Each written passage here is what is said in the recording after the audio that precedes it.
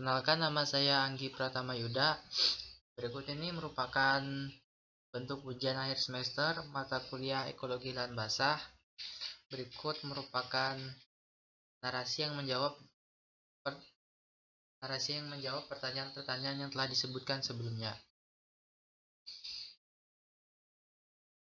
Pentingnya lahan basah. Mengapa lahan basah itu penting? Lahan basah meliputi sebagian kecil dari permukaan bumi ini.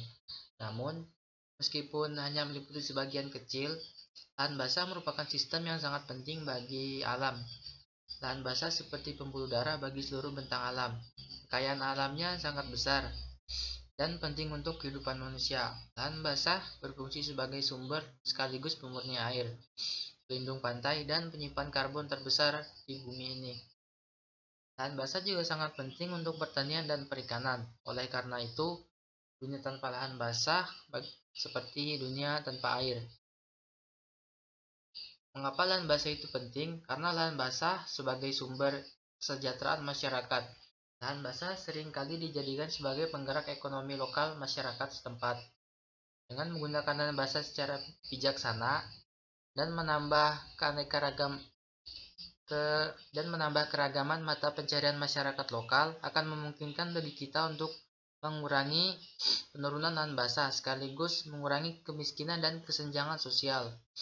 Selanjutnya, lahan basah mencukupi kebutuhan air bersih. Kebutuhan akan air telah meningkat 2 kali lipat lebih banyak daripada laju pertumbuhan penduduk. Kebutuhan air untuk konsumsi manusia, pertanian, dan energi semakin meningkat. Dengan meningkatkan pengelolaan air dan pemulihan lahan basah, persediaan air dapat tetap terjaga. Yang ketiga, makanan yang melimpah. Dengan memperbaiki praktek pengelolaan air yang telah disebutkan sebelumnya, dan pertanian di lahan basah yang disertai dengan mengintegrasikan pengelolaan berbasiskan lahan basah ke dalam kawasan pertanian, ketahanan pangan jangka panjang dapat terjamin dan keanekaragaman hayati pun meningkat.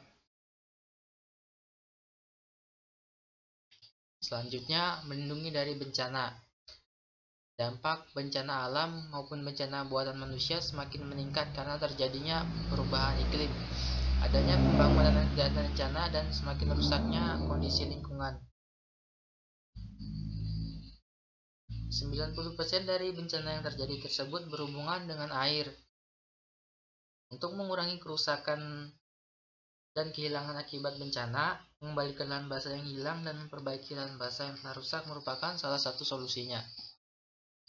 Selanjutnya, lahan basah merupakan salah satu penyimpan karbon di bumi. Dengan melestarikan dan memulihkan lahan basah, kita bisa mengurangi emisi karbon dioksida di udara dan meningkatkan kemampuan kita untuk beradaptasi dengan perubahan iklim, meningkatkan keanekaragaman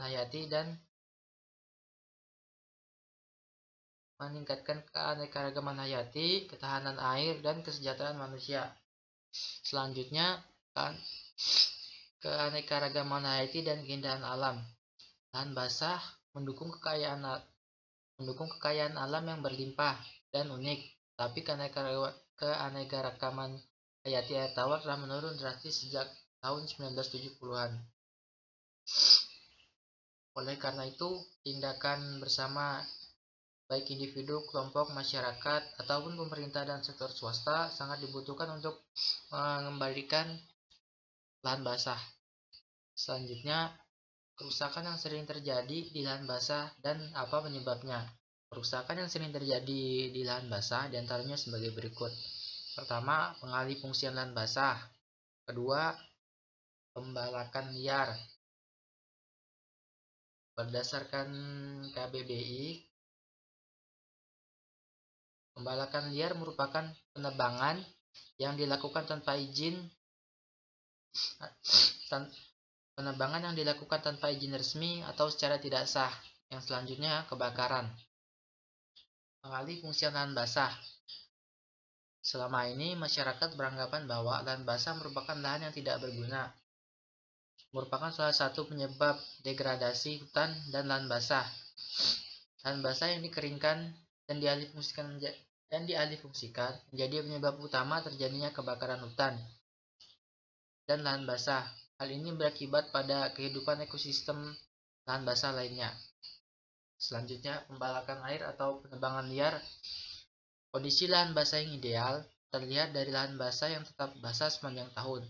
Sayangnya, pembalakan liar yang dilakukan justru membuat material karbon di lahan basah menjadi kering dan menyebabkan ketinggian tanah berkurang. Hal inilah yang menimbulkan dampak negatif bagi kehidupan manusia dan makhluk lainnya di bumi.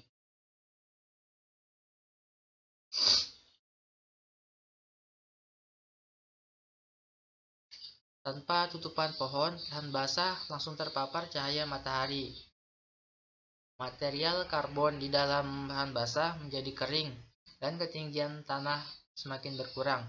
Oksigen yang mulai bersirkulasi mengubah karbon yang tersimpan pada lahan basah jadi karbon dioksida dan terlepas ke udara atau atmosfer, sehingga mempercepat laju kenaikan suhu bumi dan menimbulkan dampak negatif bagi kehidupan manusia seperti pemanasan global, perubahan iklim.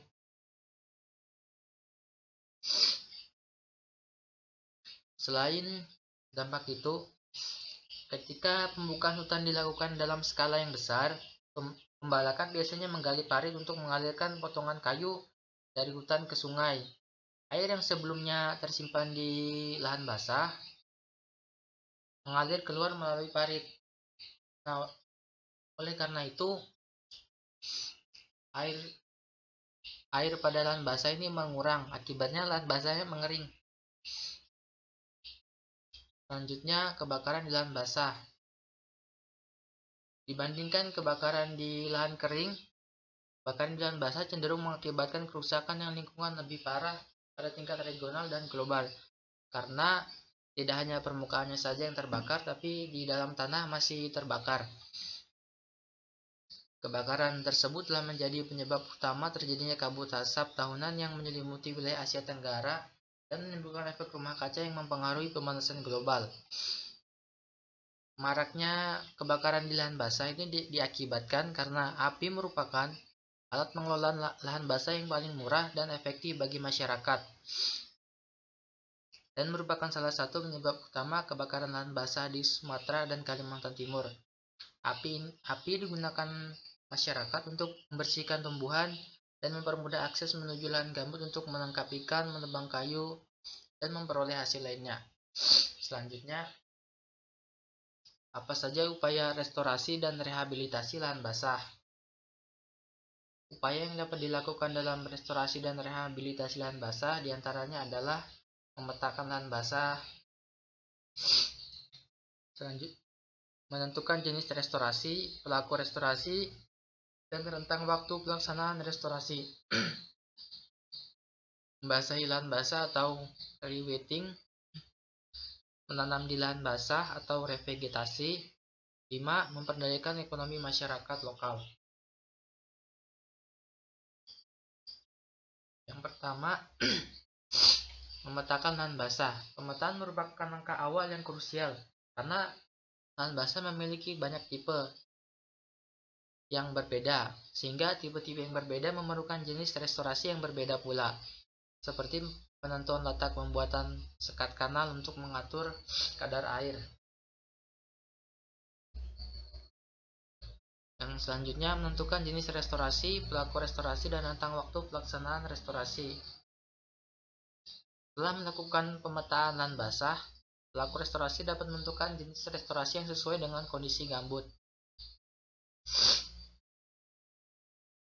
Ada gambut yang perlu melewati siklus pembasahan terlebih dahulu dan ada pula yang dapat langsung. Oleh karena itu, menentukan jenis restorasi merupakan salah satu faktor yang penting. Selanjutnya, membasahi lahan basah. Pembasahan lahan basah diperlukan untuk mengembalikan kelembapannya.